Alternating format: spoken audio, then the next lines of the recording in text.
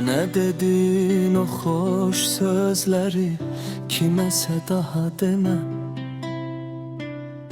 İnanmıram kimsə mənim tək, sən kimi insan sevər.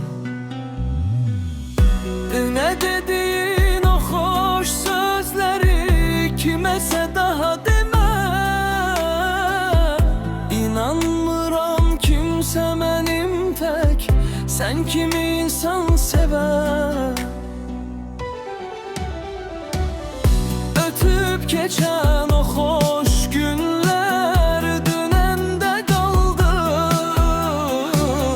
Sənə deyiləsi bütün sözlər ürəkdə qaldı. Qərib bir ixtiyar həyalə daldım.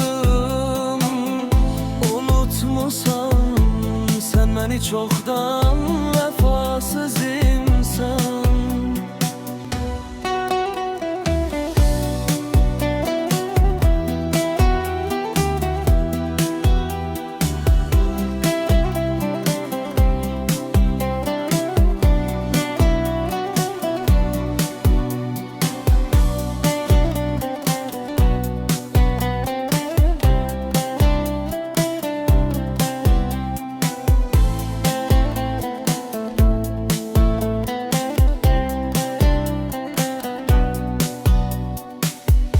O saxtakar hisslərinə sənin aldanan mən oldum.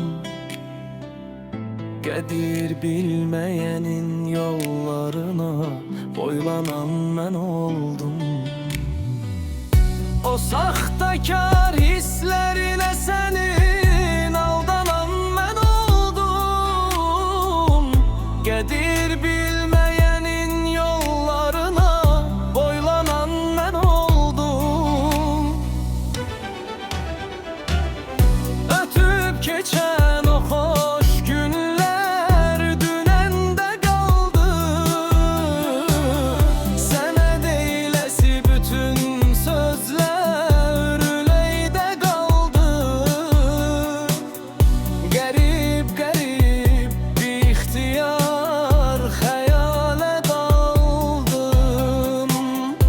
Unutmusan sən məni çoxdan,